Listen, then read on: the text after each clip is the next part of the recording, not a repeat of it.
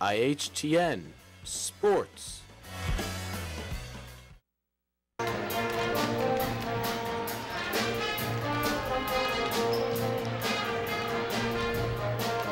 Welcome to Indian Hill High School. Tonight we have a CHL matchup between the Indian Hill Braves and the Reading Blue Devils. I'm Alex Masali alongside Grant Moranis. Grant, I'm thinking we're in a good. We're in good shape tonight. Seeing a good game. I think so too. We've got two very competitive teams in the CHL tonight, in the Braves and Blue Devils. A lot of talented players. I'm excited to see how it turns out tonight. We're gonna look to eye on the athlete now, and we'll take a look at Reading Tyler Estep right now. Definitely leading scorer on the team and the tallest man on the team right now. Yeah, Estep is a very talented player. I believe this is his third year on varsity. He's a junior. Averages 6 rebounds per game, shoots 41% from the field, and gets a few blocks in there. Plays pretty good defense down low. It's definitely funny because he's their tallest player and he plays guard for Reading. And that leads someone else shorter than him to have to get most of the rebounds, although he does average 6 per game. We'll look over to Indian Hill now. John Griggs, who leads this Braves offense really well. And if they want any chance to win tonight, he's got to stay. He has to do a lot better job than he has been shooting the 3. Only 2 for 17 so far. But that's not what we're worried about. He's got to limit his turnovers. And I believe he'll do that tonight. The funny thing about Griggs and Estep is they play on the same AAU teams, so it'll be interesting to see how hard they play against each other tonight. We'll take a look at keys to victory now for both teams. Indian Hill, you got to watch the big 3. You got Estep, Durbin, and Seeger. These 3 guys can beat you. Just like last year, they beat us 42-33, but at home last year we got them 42-40. And Indian Hill will have to take advantage of the 6th man that hasn't shown up yet in the Indian Hill student section. Grant, what do you have on Reading?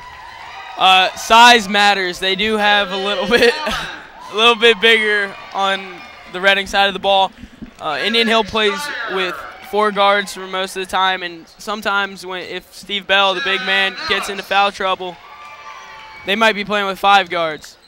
That really helps. We saw that with Cincinnati earlier this year to run that 4-guard set. They could really run down the floor and shoot, and that's what 4-guard teams do. That's exactly what they do with that. And what Reading needs to do is get physical, because usually there's 2 types of play. You get the physical play and you have speed play. And with the guards that Indian Hill has, they're going to be looking to play speed. And the way Reading will have to counter that is to play physical. You're exactly right, Grant. And even if you look at Indian Hill's side, you're saying if Steve Bell gets into trouble, their bench has to become productive. And that's what we have on our keys to victory. They have to become productive. And Cormac Dixon is a big part of that, had 17 points against Marymount at Marymount, which was a big 17 points. I believe he was 5 for 6 from 3-pointers and had a 2 in the paint. These teams are members of the Ohio High School Athletic Association. We'll get set here for the national anthem. We'll be back in just a minute for the rest of the presentation of this CHL matchup. The athletes in tonight's game are friendly rivals. While play may be fierce, all in attendance tonight are reminded that this is a game between student athletes, and the sportsmanship and positive behavior are expected on and off the field of play. Fans are reminded to respect officials' decisions, show respect and appreciation for the coaches and opponents, to refrain from using inappropriate language, and not to harass the athletes, coaches, officials, or other spectators. Sportsmanship is the essence of the game, and fan support of our programs is expected and appreciated. Tonight's officials are Darryl Rogers, Ray Grotehouse, and Doug Dukes. At this time, would you please rise, remove your hats, and join our Braves pep band in the singing of our national anthem.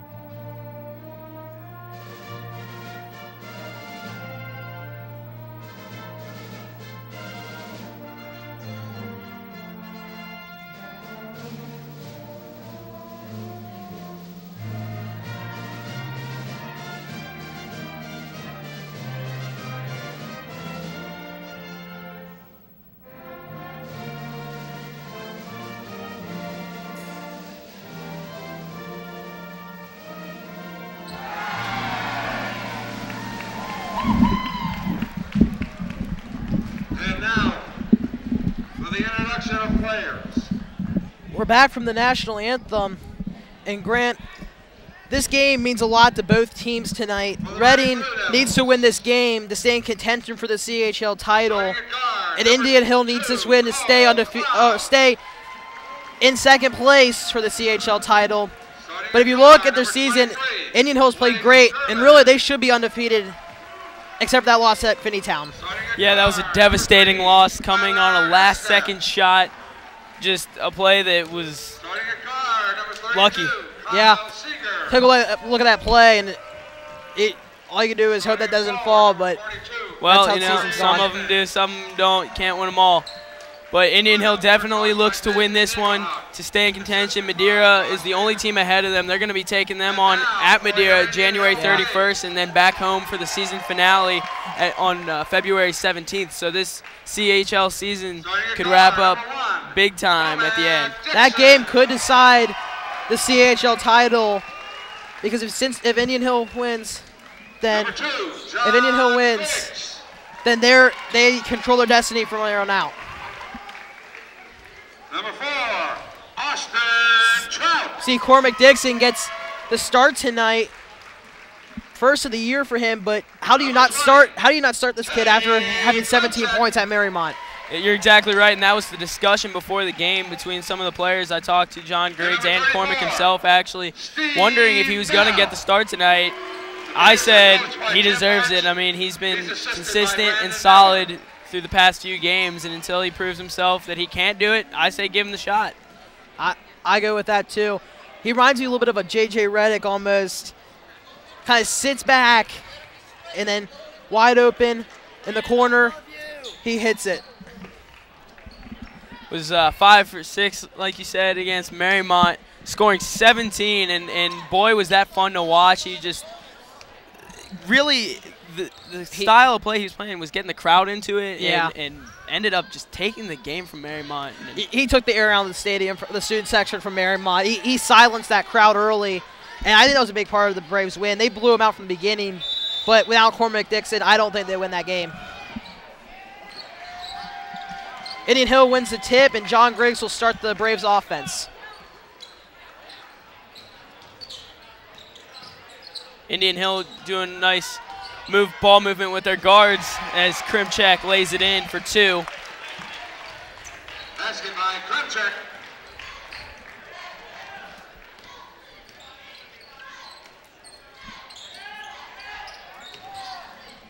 Reading will start their offense for the first time. Now going inside. Steve Bell gets all ball there and gets a tie up, and that's a jump ball, but Reading will keep possession. Well, one of our keys was size matters for Reading, but apparently that one big man for Indian Hill is a little more valuable.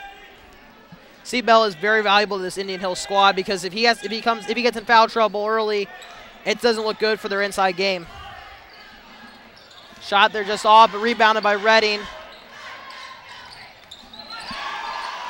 3-point basket for Reading by number 2, Cloud. 3-point basket by Cloud there.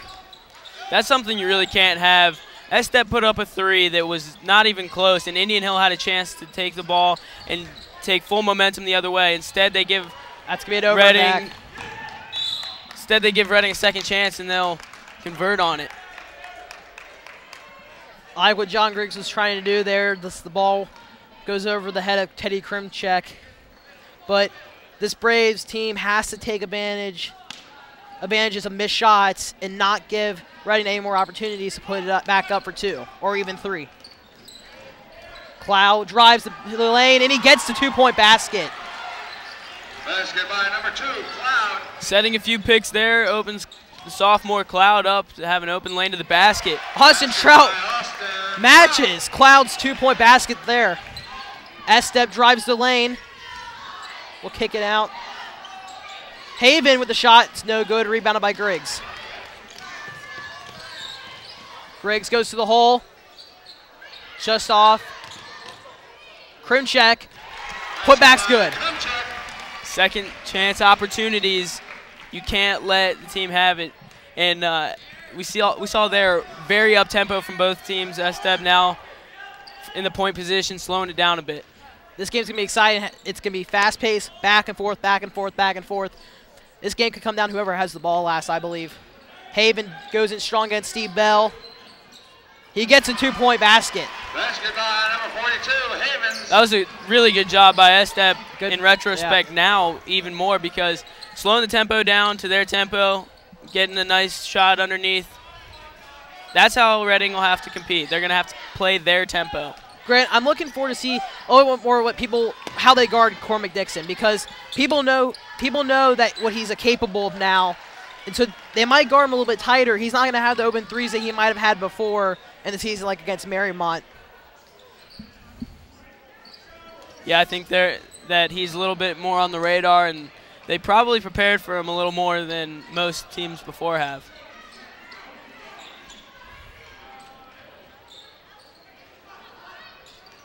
Haven with a jump shot. Doesn't get rim. Braves push all the way down to Steve Bell. That'll be a turnover for Indian Hill. That's one thing that you've seen a lot already. Indian Hill not having much ball control here. They already had a few turnovers. You saw on the play out of bounds over Krimchek's head. Yep. The play right here on the sideline. They can't continue to give the ball up. Shot good. Seeger. Or pardon, Durbin, I believe it was.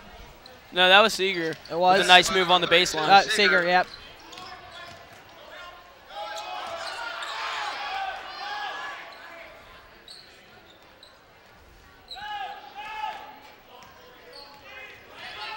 Sean Griggs gets a pick up top, and he misses the three. 2 for 18 on the year right now. He's got to turn things around at the three-point strike if he wants to help his team out. I'll tell you what, though, he does a great job helping his team out because he leads the CHL. He's a top 5 leader in the CHL in assists. He gives the ball up. He's got great court vision, and he makes some pretty good plays cutting to the hole. The Blue Devils is number 32, Kyle. You're right. He's very valuable to this Indian Hill team. Steve Bell called for the foul there. I don't know about that one, Grant. No, that was close. It looked to me like he might have gotten all ball, but ref's got a better view than we do. Seeger hits the first free throw. Clayton Hosmer checks in the game for Cormac Dixon.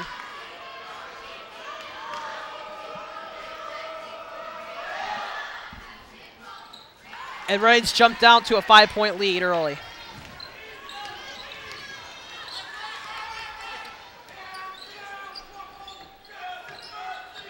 Trout with the ball in the corner. Needs to get another turnover by Indian Hill. Yeah, that was a dangerous pass. Really got stuck on the good defense from the Blue Devils. Shot missed by Reading, rebounded by Bell.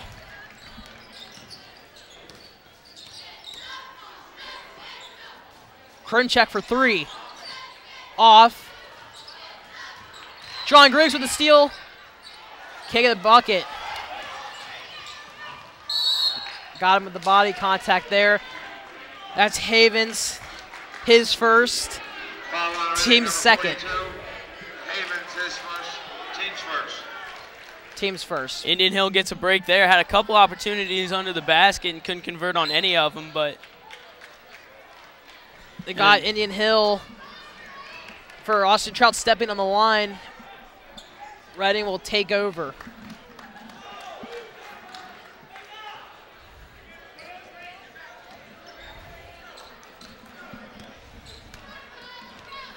It'll be interesting to find out what Birch has to say if they take a timeout. Coach Birch called that one before the ref did. They got it right, traveling.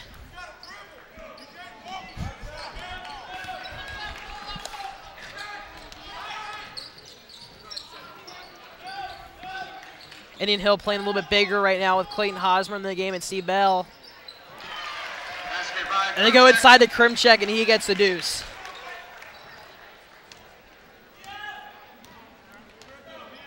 Blake Durbin will bring it up for Reading.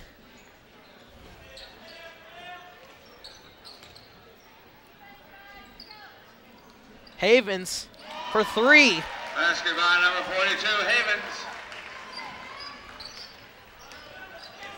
Reading doing a good job moving the ball around and not getting too predictable in their offense. Yeah, I mean, that's their big man out behind the arc sinking that shot, and that's something that usually you might leave a big man, give him a little room out there, but Havens showing that you might need to cover him throughout the entire court. Austin Trout doesn't get the friendly roll, and Reading will grab the defensive rebound.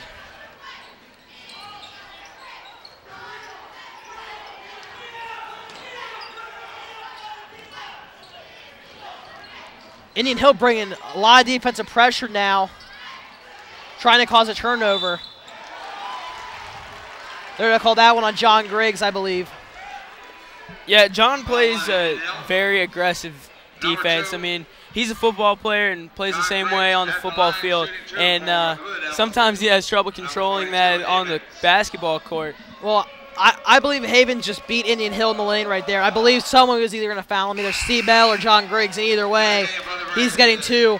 And that might be a good foul now. Instead of giving him that easy basket, he has to make 2 free throws, and he already missed the first.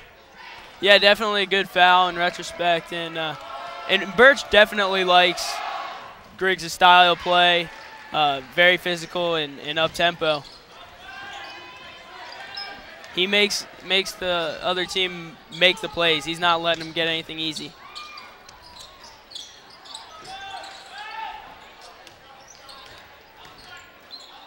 Griggs gets the ball inside to Krimchek. Tries the left-handed shot, and he gets it to fall. Nice touch from the baseline from Krimchek. Yeah, I didn't know if he was going to be able to get that. He almost looked like he was behind the hoop a little bit, but goes up. Nice touch with the left hand and gets it to fall. That's a shot as a coach. You're kind of closing your eyes. You're kind of like, and then when it falls, you're like, good shot, good shot.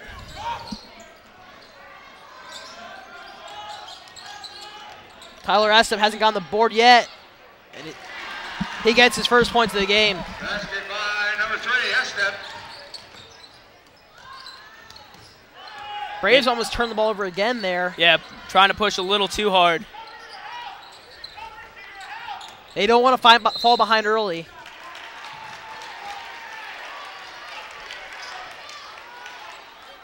A carrying call there on number 2, John Griggs. I think that was the right call. Well, this first quarter is about to wind down, just under a minute left, and I've got a feeling Coach Birch is not going to be too happy with his team's play in the first quarter. They just looked a little slow out there. Not sloppy, but slow. And they'll turn things around. Well, they're going to need to if they're going to come back already down by 7. Make that Blake 9. Durbin hits the jumper. Ray, was that a good no? Was that a good no call there? Normally you call either a block or a charge in that situation. But there was a good, I believe it was a good no call. I believe so. I don't think there was enough contact there to really call anything. Foul on Reading. Number 2, Cloud. That'll be on Cloud, his first. His first, team second. Trout penetrates the basket. Shot, no good.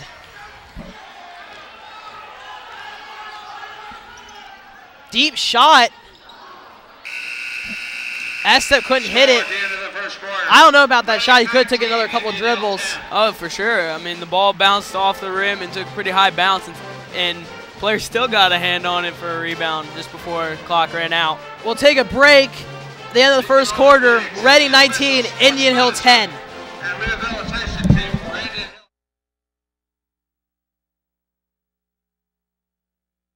Coverage of tonight's game on the Indian Hill Television Network is a presentation of the Indian Hill High School Video Department. The Video Department provides the community with educational and school-focused programming through the facilities of the ICRC. We're back. Again, Reading leading this game 19-10. Hey, Grant, what do you think Indian Hill needs to do to cut this lead down? It's a very simple solution. Sharpen up. Get your head in the game right now. Start playing like you mean it. Stop turning the ball over. and just do your job. Nothing too flashy. Don't press too hard to get back in the game. Just do your job, and it'll work itself out. Grant, I agree fully with your statement right there. Braves will start with the ball in the second quarter. Starting 5 back in the game for Indian Hill. We saw Coach Birch go to the bench several times early in the first quarter. Tip in by John Griggs, I believe. He gets up pretty well for a guard.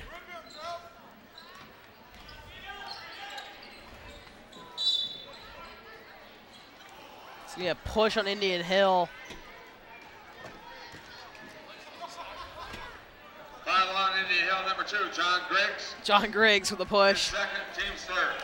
More of that aggressive play. That one off ball, though. I've been pushed by John Griggs, and it's not fun. Oh, I know it. S-step hits the 3. Number 3, S-step. Braves down by 10.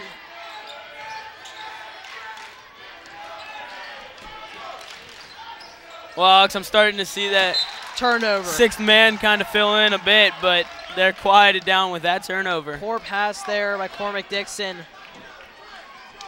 I think he's trying to do a little too much right now. I think he's getting a little bit off the roll of what he was playing earlier in the season. And he needs to get back to that role, which is more not handling much of the ball, but more sitting and shooting. Well, that's not an uncommon thing with players who are getting their first chance to prove themselves. Sometimes you push a little too hard. There, he pushes all the way to the basket, gets it to go, but Cormac Dixon gets the deuce there. But he just needs to relax, and it happens. Yep. You see it all the time in sports. He just needs to relax, play his game, and just like the whole Braves team right now, don't push too hard. Just let it work itself out. Seeger matches Dixon there. Steve Bell goes inside, almost gets the and 1, but he'll head for the charity strike. Foul is on number 2, Cloud. Now, Bell did not play his junior year. Took a year off, and aren't they lucky he decided to come back? He's valuable to this team with his size, and although he is a football player going to Ball State as an offensive lineman, I know Birch is very fortunate that he decided to play one more year of basketball.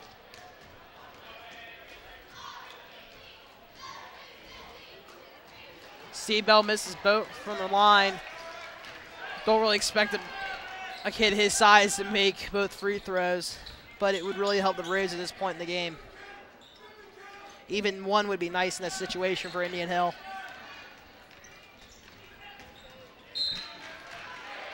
Reading turns the ball over for the first time tonight, they've only turned the ball over a couple times so far tonight. I'll tell you what, though, what I've noticed about this Braves team right there is they're down by 10. They're not used to that. They've been winning games by large margins, and they don't really have that pep in their step like they did earlier in the game and earlier in the season, but maybe they just need to get one play, get some momentum, get some wind back in their sail. Number 23, Mike Durbin. Durbin called to put the foul there. His first. Trout hits it. He's not missing that one very often.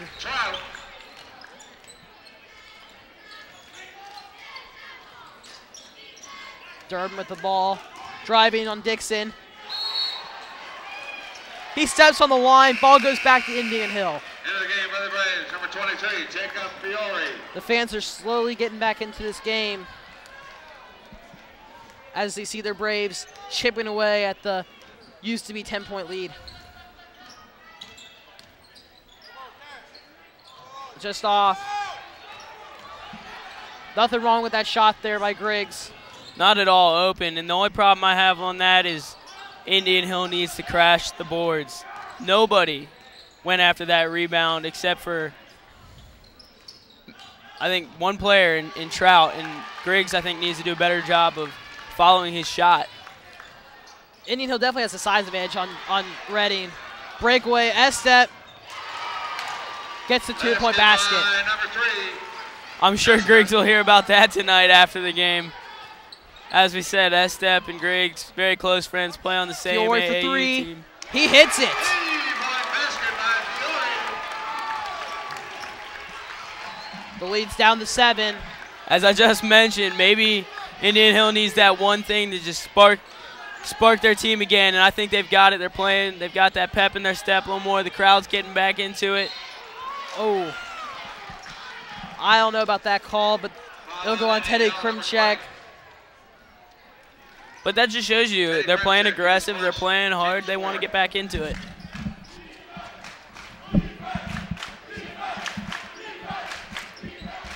Krimchek didn't like the call,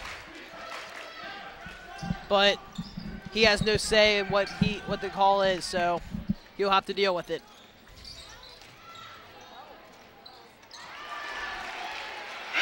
Havens gets the basket inside there over Steve Bell.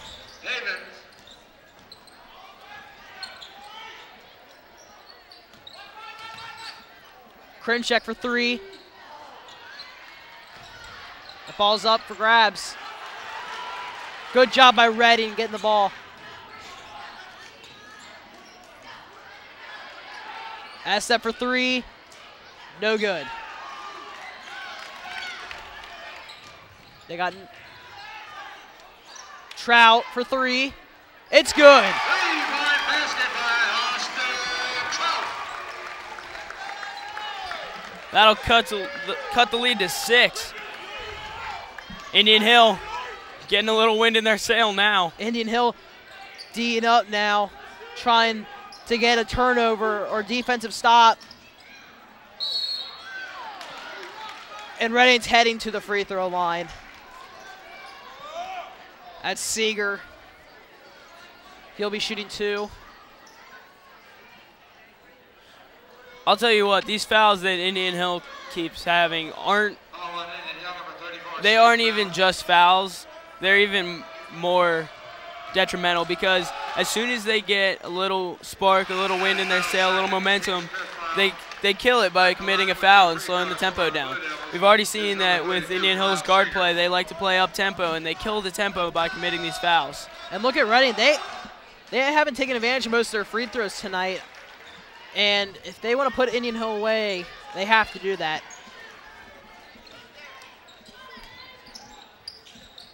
That could have been called a foul very easily. Fiore for 3. Rebound by Havens.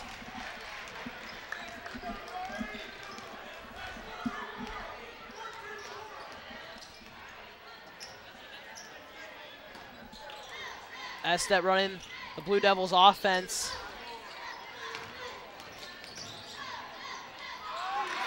Seeger. Bobbing and weaving through the D, laying it up and in off the glass.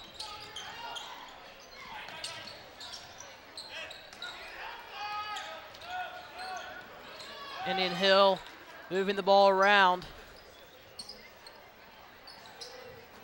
They got Krimchek for a layup. Easy 2.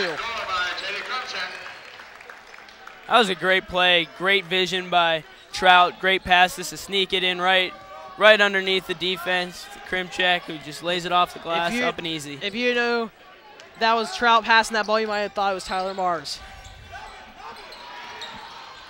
Tyler Mars, of course, the quarterback for our Braves team who connects with Krimchek and Trout. Trout hits the pull-up. They've cut it down to 5. And you see here, first row of the crowd, who's sitting there supporting his teammates? Tyler Mars. Steal by Fiore. Ball, no. No Spoke steal. too soon. That could have got the Braves back into this game exactly what they would have needed there. Basket by number 21. Caleb Cloud. Cloud with a 2-point basket there. Trout. Look at him with the body foul. Foul on Indian Hill. Number 4, Austin Trout. His first, team 6th. Reading will take a timeout now. With 1:09 left to play in the half. Reading winning this one 33-26. The Reading's biggest lead of the game was 10, and they could get that back up to 10 with this one possession. Yeah, and Indian Hill is slowly chipping back, so with a minute left, there's a lot that could go on. Reading's coach is probably talking about saving the ball, making sure they don't take any stupid shots and give Indian Hill any more chances to lessen the lead. And Birch on Indian Hill side is probably saying, play aggressive, get the ball, create opportunities. Birch will send down a smaller lineup now. More of a 4-guard set if you count Teddy Krimchek as a power forward. And he's such a versatile player. You could count him as a center or a point guard, honestly. And Birch has said that before, especially on the defensive side of the ball. He can guard anybody on the court well. He can guard guys of any size and speed. Good steal by Austin Trout.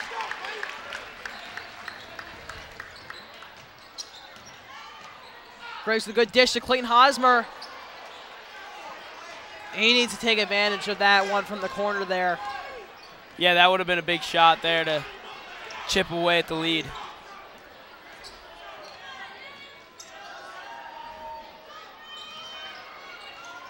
Estep with the ball at the top of the key.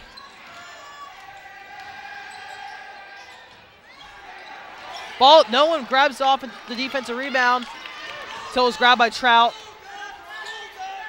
10 seconds left to play. This will be the final. Braves will hold for the final shot. Griggs will penetrate, pull up. No good. That's the end of the half. Reading leads this one 33-26. Grant, any thoughts on the first half? Well, as we said before, Indian Hills really needs to step it up in the second half. They can't keep making silly plays, and a slight improvement in the second quarter, but they're really going to need to turn it around in the second half. On the Reading side of the ball, just keep playing your game. Grant, you're exactly right. Stay tuned for the second half. We'll be back.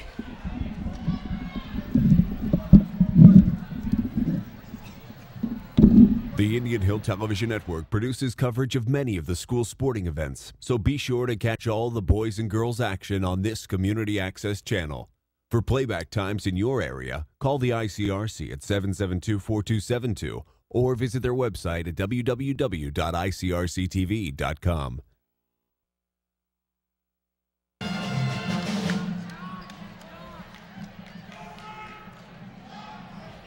We're back from halftime. Again, Reading leading this one 33-26. Where the Braves will start out on defense to start the second half. Birch starting a smaller lineup. We got John Griggs, Cormac Dixon, Teddy Krimchek, Austin Trout, and Clayton Hosmer. We'll see what they have to do to stop this Reading offense. Well, I'm sure Birch wasn't happy with that first half performance. He expects more out of this team, just like all the fans do. And I think the team themselves do. They expect more out of themselves. So we'll see if they can pull themselves together and put on a better show the second half. Seeger goes hard to the rim and draws the foul.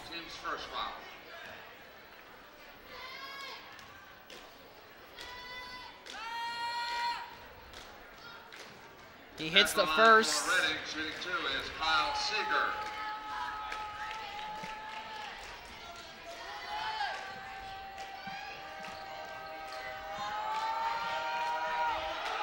Seeger hits the second one. That gives Reading a 9-point lead. John Griggs will bring the ball down the court.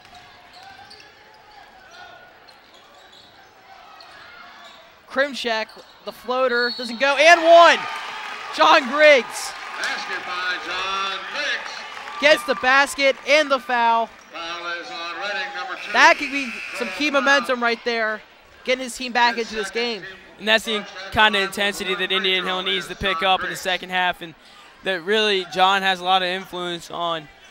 You saw he comes out of there strong, excited. Griggs misses the free throw. High screen set for Seeger.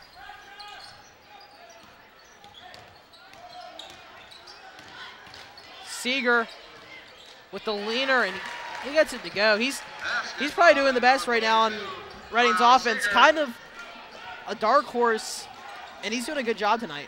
Yeah, he's making a lot of acrobatic plays to get the ball in the hoop, but hey, count it.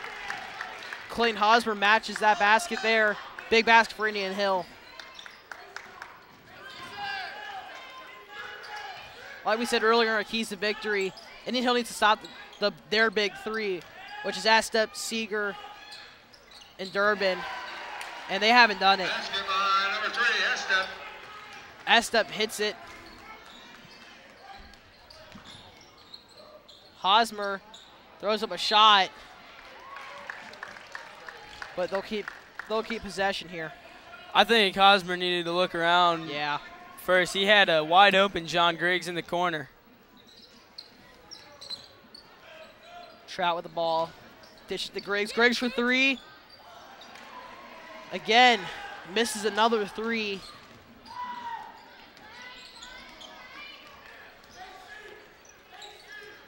Indian Hill having a lot of trouble rebounding, and really not trouble, just lack of. Called a travel there.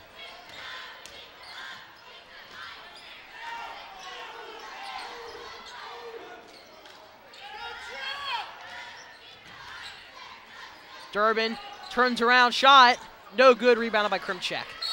That's a foul. Foul on Reading. Foul will be on Cloud. Caleb Cloud.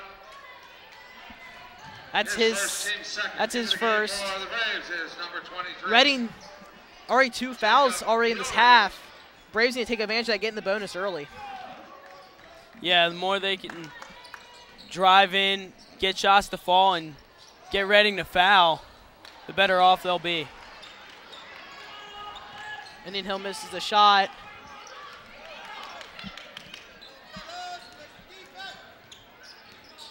Seeger with the ball at the top of the key, drives. He misses. Seeger not really doing anything special tonight to get on the scoreboard. He's just driving right to the hole. Trout for three. Off. Rebounded by Reading, and they'll try and make it a double-digit lead here.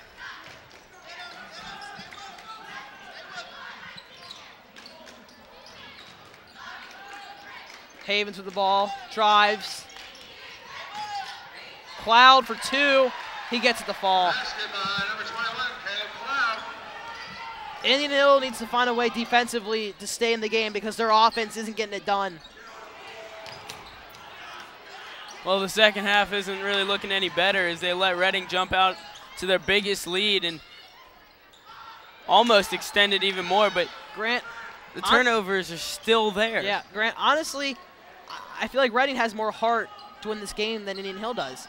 You see Reading diving for basketballs. They're crashing the boards. Indian Hill's not doing any of that. I think they're playing to win the game right now. And that's what I mentioned before is Indian Hill, we're used to seeing have that pep in their step. They play with that intensity and that momentum, and they're not doing it tonight. Krimchek for three. He hits it. 3-point basket by Krimchek. Well, that may turn out to be a pivotal play in the game. Reading sees that and decides to take a timeout. Reading leading this one 41-33. It looks like their offense can't be stopped so far. No, and honestly, it's more their defense can't be stopped. Yeah. Because a lot of their opportunities are coming from good defensive rebounds and solid, strong, aggressive defense, and they're scoring in transition. That's exactly right. And I feel like their record doesn't exactly show for how they're playing tonight.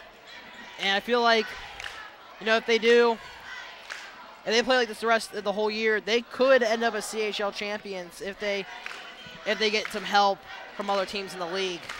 Well, they're only 3-2, and that's middle of the pack right now, and it's still early in CHL play. They could very well end up at the top if they continue to play well. Madeira stands atop the list at 5-0 in the CHL. I still don't know if they're the best team in the league. Well, Indian Hill has. We haven't seen them play Indian Hill yet, who I thought was the best team going in this conference going into the game tonight. But well, Indian Hill has only one loss, and it comes in conference play, as we mentioned before, against Finneytown.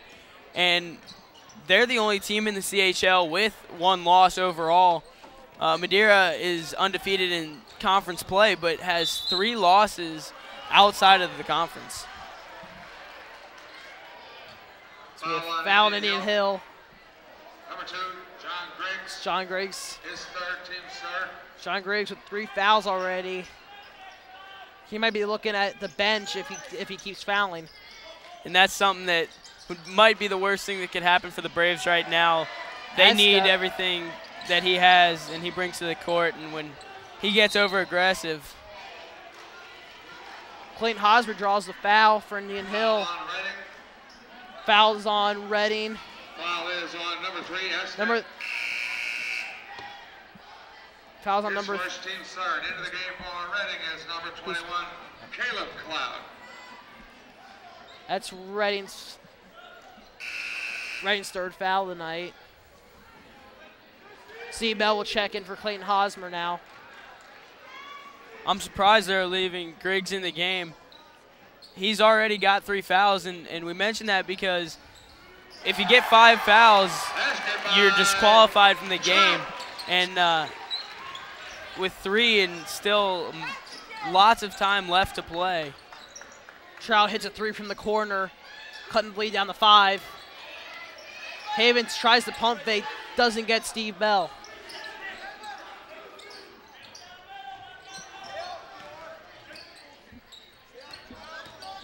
Seeger driving with the left, takes it himself. Oh, but I don't know about that one. Foul on Indian Hill. Number 34, Steve Well, you Bell. see who called that foul. That's the same referee that has been calling those, I guess you would say, iffy calls. I call it ticky-tack foul, Grant. I'm used to watching Big East basketball, and I see these ticky-tack fouls. You got to go up strong. If you are going up strong, you're going up against a guy that's taller than you. He has the advantage, but he gets a call on I would say a block shot.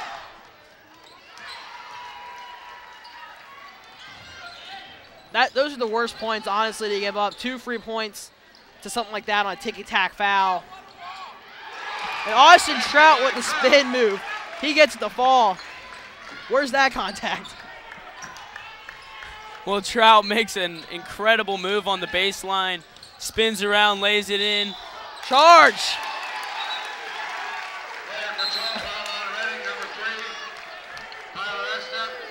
Well, Estep had a few words to say to the ref, and Estep could get a technical foul if he doesn't calm down. As a ref, I would tee him up right then and there because I don't want to be talked to. I don't want to be talked back to by. You don't need that as a ref being talked back to, unless it's your team, of course.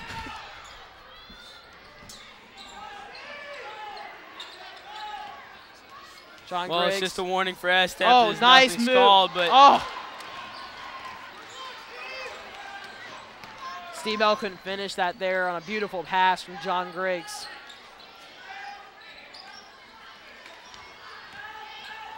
Havens gets blocked. No defensive rebounding for Indian Hill.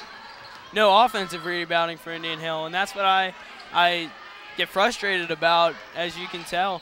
They haven't been crashing the boards at all. John Griggs mixes the 3. Well, there's an offensive rebound, but quickly stolen.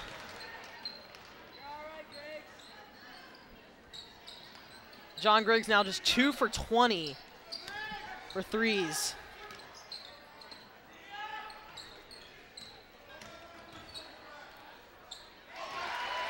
Durbin creates separation there with the elbow, but no call. No, that was a good move by Durbin, driving and popping up from the elbow. Foul. Foul on Reading. Fouls on Reading. Number 23, Durbin. That foul's on Durbin, number 23. That's his second. Indian Hill will be in the bonus after 2 fouls. Indian Hill misses again. And the bonus is obviously very valuable in basketball, especially at the very end of the game. And a team who can get that advantage first will have obviously a big advantage. But the thing about it is you need to be in position to have it count for you. Krimchek with the rebound. Griggs all the way down. He gets the 2-point layup. Every time, Grant, we see Indian Hill starting to come back, Reading just pushes them back and creates a lead again. Well, Griggs is playing hard now. He took that shot up on his good buddy Blake Durbin and had a few words to say after. Estep lowers to the shoulder. Rebound by Steve Bell. Griggs wants the ball to push hard. Settle down now for the last shot. Griggs sets up the offense. Trout with the ball. The fadeaway. It's good! What a shot! That's the end of the third quarter. The Braves have cut this lead down to 5 at the end of the third with a tremendous amount of momentum going into the fourth. Grant, any thoughts on that quarter? Well, as frustrating as it's been to watch them get the momentum, give the momentum, and just make these turnovers, I'm excited to see how this comes out. Like I was saying, that bonus is about to come into play, and Indian Hill is going to make it count for them. Okay, we'll take a break. Stay tuned for the fourth quarter. You won't want to miss this one on IHTN.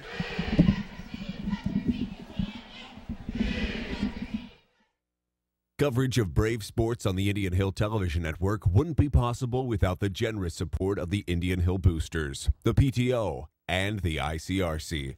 Their grants have provided us with the equipment to bring Indian Hill sports off the field or gymnasium and into the community, and we appreciate all they've done to develop our television programming. We're back for the fourth quarter of this one, and we have a great game. Indian Hill trailing 47-42, just starting the fourth quarter, but they have a tremendous amount of momentum going into this fourth quarter. Yeah, as you just mentioned, Trout hitting a fadeaway at the jumper, just following Griggs' nice play, coast to coast on a fast break, and we'll see how they come out in the fourth quarter now. Indian Hill will start with the ball, and that only adds on to momentum going into this one. Hosmer with the ball, looking down low to Krimchek. Krimchek with the shot. It's good.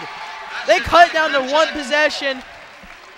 Reading looking for answers now. And they give the ball to their best player, Tyler Estep. Estep hasn't come out this game, and neither has Durbin. You got to wonder, is this taking a toll on them at all? I think it has to. Like physically, but mentally, these guys are prepared to play the whole game. And I don't think Reading has much depth on their team for guys to fill in like this. Shot no good by Clout or Estep. Cormack for 3. He hits it! And Indian Hill ties it up on a clutch three-point basket. Reading will take a timeout to try to silence the crowd. Wow, you hear the crowd getting into it now. Reading forced to call a timeout. And you talk about Cormac Dixon having to prove himself. You've been proved, Cormac Dixon. You've got what it takes. Both teams will talk it over. Indian Hill on a 9-0 run to tie this one up. Man. Oh, exciting basketball in the CHL. You know, something must have kicked in all of them that said, boom, right now, it's time. We're running out of time. It's time. They've turned it on and tied this game up. We'll see a full court pressure now from the Braves. Good defense to come off of after a huge basket like that. Maybe create a turnover deep in their territory. The key for Indian Hill now is don't make any bad decisions. No easy baskets, I think, too. Good shot there by Durbin. Not an easy one, but Durbin earns it from the elbow. Hosmer the ball. Cormack just running off of screens now.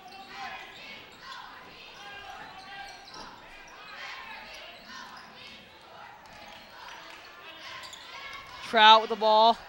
Goes up. Whoa! Oh, my! No way! Trout with the absolute acrobatic falling over, gets it off the glass.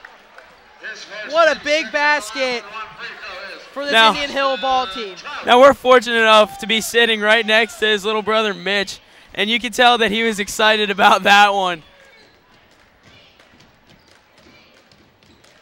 Trout converts on the old-fashioned three-point play, and Indian Hill has its first lead of the night, or second lead of the night. Yeah, their first lead was 2-0. Reading quickly came down and made that 3-2 and never looked back until now.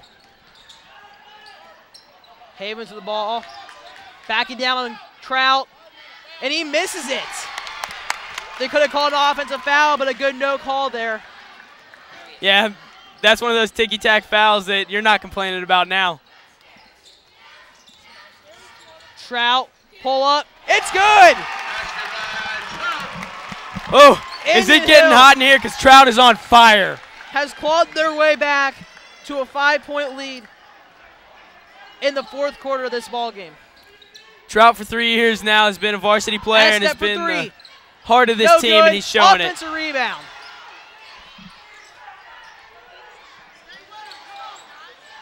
Estep for 3. No good.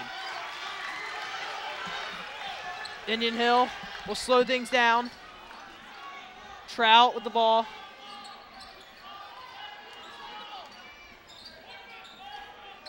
We'll reset things for Indian Hill. For 3, Trout. It's good!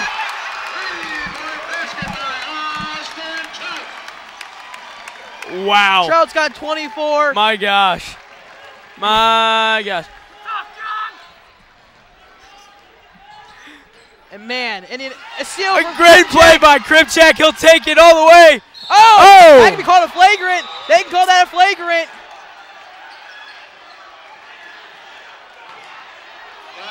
Indian, that's got to be a flagrant foul. And in this heated rivalry, it's getting hot. It's Birch out on the court complaining he wants more penalty. He wants a flagrant. I can see exactly where he's coming from. I believe it. You can't foul a guy hard like that. That's an intentional foul and a hard foul. That's not the rule on an intentional foul is the refs. Intentional foul is you gotta be going for the ball, and it looked like he wasn't going for the ball there. No, he basically decided, all right, let's play a little football. I'm going to tackle you. Now, smart move there. I believe it was either Griggs. John. It was John. Griggs stepped in front. He saw that, ran out. Saw that Indian Hill didn't need a stupid technical foul late in the game to give Reading 2 free throws in the ball, because Kremchak looked like he was about to. He was about to get in a fight. It was about to look like the crosstown shootout here. You mean the one the Cincinnati won? Yeah. Kremchak hits both. And Indian Hill has an 8-point lead. A huge turnaround in the fourth quarter of this one for Indian Hill. And they're just going to keep looking to play aggressive, force more turnovers, and extend the lead. 3-point basket there for Reading. That's Durbin. Apparently Durbin doesn't think of my comment too well because he doesn't like it. He's going to put that one in for 3.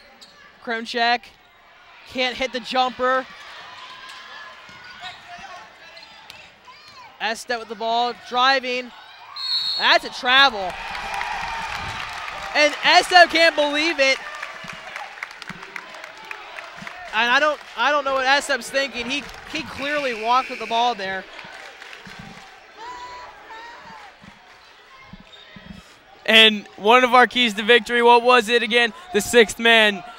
You mentioned before you weren't sure where they were, but you can hear them now as Indian Hill has jumped out to a lead.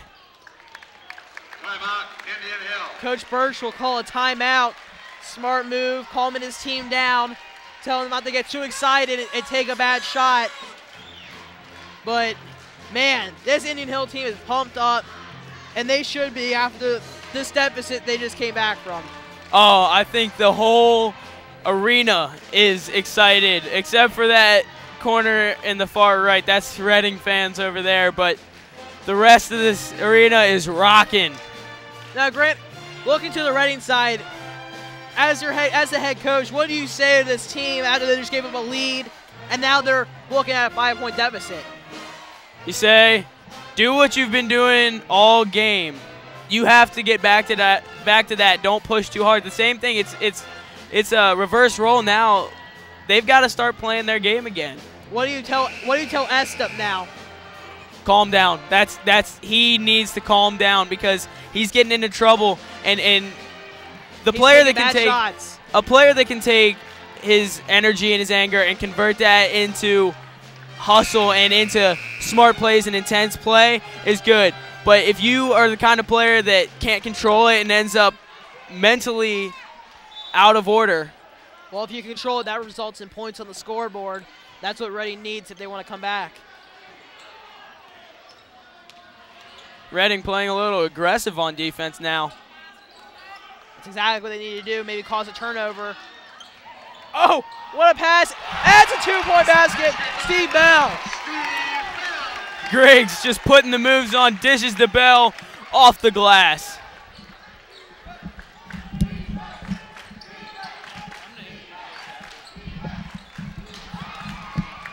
Steve Bell with the defensive rebound, and Indian Hill slowing things down. Griggs, pull up. Just offensive rebound, Steve Bell. Well, there's that offensive rebounding that we've talked so much about. Dixon there with the putback. 2 offensive rebounds there. Something you were complaining about earlier about this Indian Hill team. They've proven you wrong. No, it's gone to show you. When they rebound, they get opportunities, and that's opportunities equal points.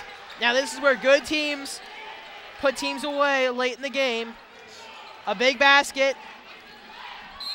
And there it is! Gets it to fall, the big man putting the moves on. The nice touch at Bell, and he'll head to the line for the old-fashioned 3-point play.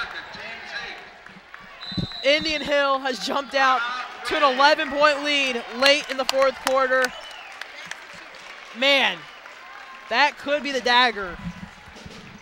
I mean, I'm completely stunned. I'm excited as much as this stadium is right now.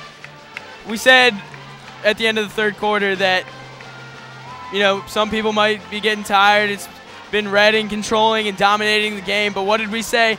You're going to want to come back for this one. And sure enough, the Braves make it interesting and are going to take it. They're not letting this one go. Like you said, our Indian Hill Braves always find a way to make it interesting at the end, whether it's at Finneytown or here against Reading. They always get a way to make their fans interested.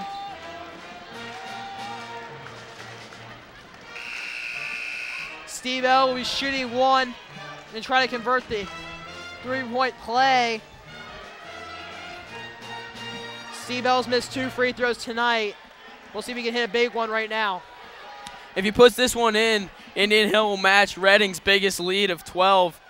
And there's still 2.5 minutes left, and by no means is this game even close to over. Reading needs to calm down and find a good shot. There's still time left. Oh, wow. Another foul. I think he got him on the arm. I think he did too. I think that was, you know, just an athletic play to draw the foul. And Havens will head to the charity stripe for 2. Havens did do a good job of going inside, and they didn't settle for an outside shot. That's all you can really ask for from the coach right now. Get to the free throw line, the clock stopped, and you're scoring. That's all you can ask for as a coach right now.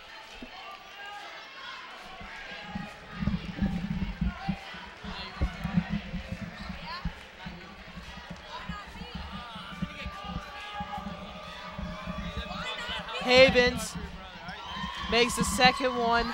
9-point game. They'll add some defensive pressure now.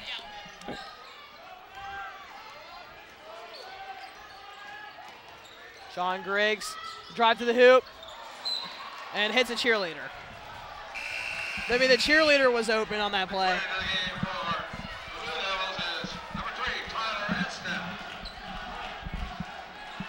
2 minutes and 12 seconds left. Indian Hill keeps possession.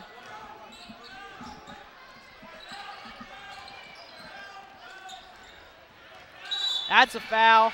And John Griggs throws a little shoulder.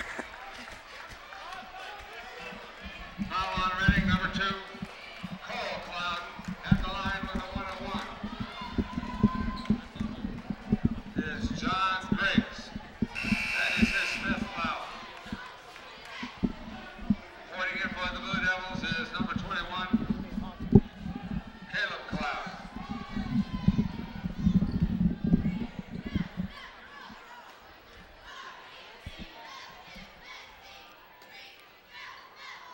Griggs misses the 1-and-1 there. That goes right in the ball back with 2 minutes left to play. Oh, couldn't take advantage of that free layup there. Yeah, Seeger not quite having the same touch he did in the beginning of the game.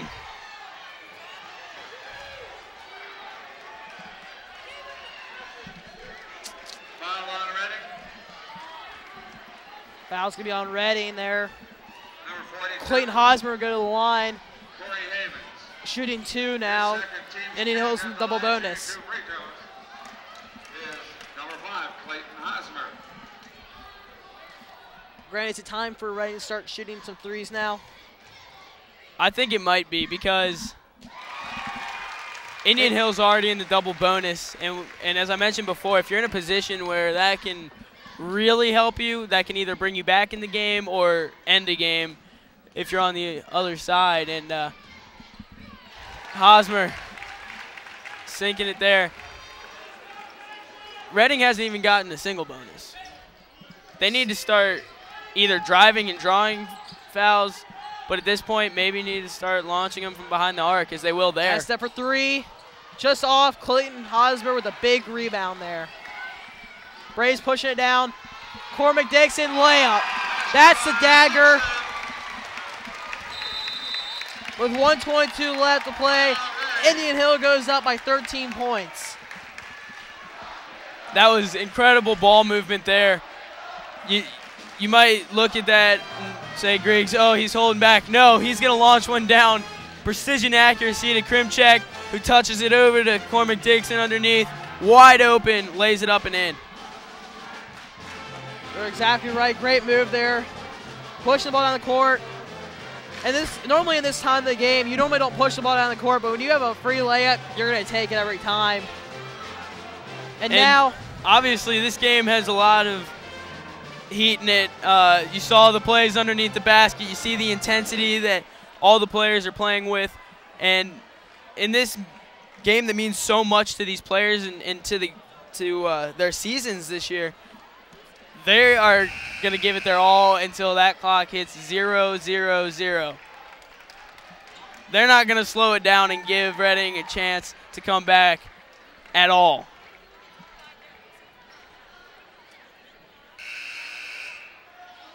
Reading still played great tonight. Don't take anything away from them. And they just were incapable of putting away this Indian Hill team. No, and it's so impressive, the swing in this game. Yep. I mean, 3 quarters up until 30 seconds left, Indian Hill was getting dominated on every aspect of the game, and Trout decides he's going to take it into his own hands, fire up the team, and swings it all the way to the other side as they look to take their lead further. Yep. And the big turning point of this game was that, like you mentioned, the Austin Trout shot to end the third quarter basically gave the Indian Hill team a lot of momentum going into the fourth quarter, and they haven't looked back since then. He came back out in the fourth quarter, hit a few threes, made a few acrobatic plays, hit some from the charity stripe, and that's what you expect out of Austin Trout. And really, you need to give him more credit than that, because these are the kind of plays that you expect from him. fires it up and hits it. Don't want to foul Trout. That's exactly what they're not going to do.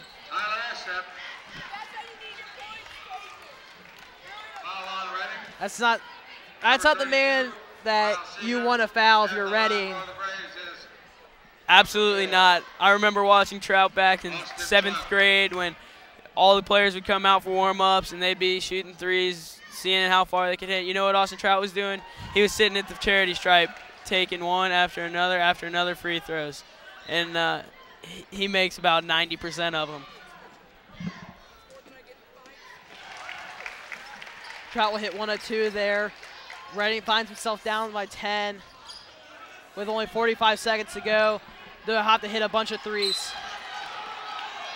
Be careful, Cormac. It's not worth it. Exactly right. Trout, being the veteran player that he is. You have fouls to give. There's nothing. It doesn't hurt you at all. It doesn't hurt. There's no need to get a technical here. And that's what Trout and Birch, especially Trout, being the veteran player he is, comes over, says, look, it's not worth it. Reading needs to hurry up. Estep for 3. Just off. Indian Hill will get the ball back with 34 seconds left, up by 10. Grant, if you're Reading, do you continue to foul and hope for something, or do you take maybe the things one you got more out of this game? Well, they'll call a foul there. They're going to give Indian Hill a timeout. Wow. Oh, wow. That's very questionable from there, because that ball was loose. That could have gone either way there. Yeah, I believe that's what Reading is upset about now. But is it really that worth it? With 30 seconds left, it's close to impossible.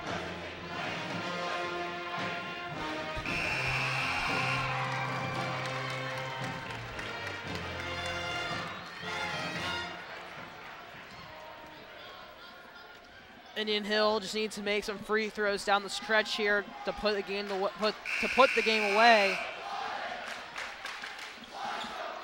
And the Indian Hill fans are saying it all now. Why so quiet?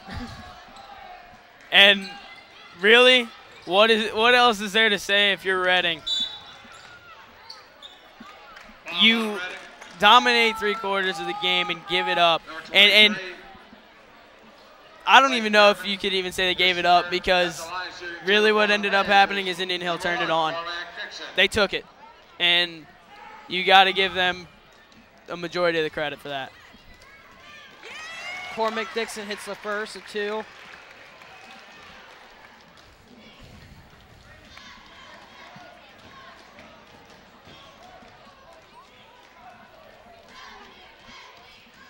Dixon hits the second. Well, we talked so much about Austin Trout's play. Like I mentioned before, I'm sitting right next to his little brother, and we're going to have the opportunity to talk to Mitch Trout about his brother's play, and maybe I'm going to go try to track down Austin and see if we can get him over here too. Foul on Reading. Number 21, Caleb Cloud. His second. At the line, shooting 2 for the Braves is number 1, Cormac Dixon.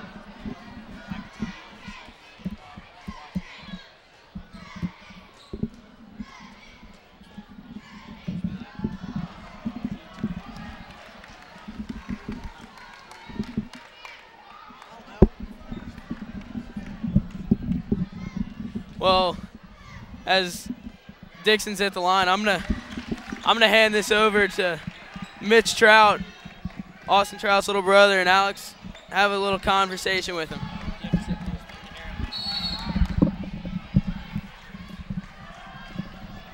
now have the brother of Austin Trout, Mitchell Trout, here on IHTN.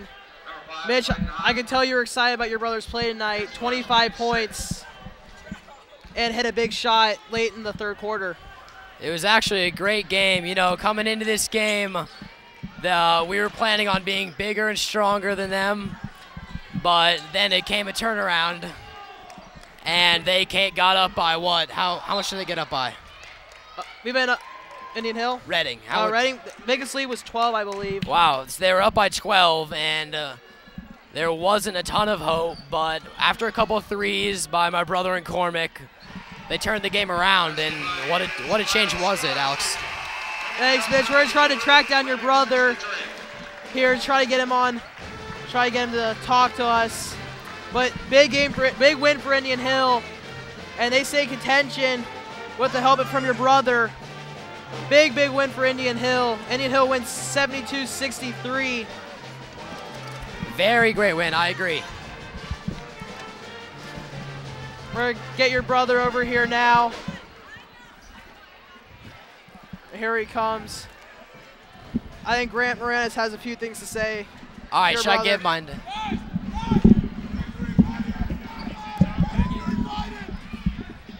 Well, I'm here with star player of the game, Austin Trout. What a game, Austin.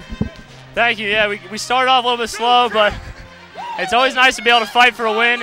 It's not always going to be pretty, but you got to get it done, and that's what we did in the fourth quarter. Yeah, a tremendous game on all parts of the game, and really, you guys were getting dominated, and you took it into your own hands and at the end of the third quarter and took it to the beginning of the fourth quarter and really turned it around for this team. Yeah, our defense wasn't really what it usually is or what it should be, so we decided that we needed to start to pick up the scoring, and then at a certain point, I just realized that they weren't going to stop me, so I just kept shooting them. Well, you did a fantastic job. Congratulations. Great win tonight. Go in there and celebrate with your team. All right, thank you very much. We'll try to keep it up. That was star player Austin Trout, star of the game. He put up 25 points and led this Braves team to a victory. Alex Vasali, final thoughts on this titanic struggle back and forth. Well, great play by Indian Hill late, and they got it done. Well, they sure did get it done, turning around all the way. From Tomahawk Fieldhouse at Indian Hill High School, I'm Grant Moranis with Alex Vasali signing off. We'll see you next week.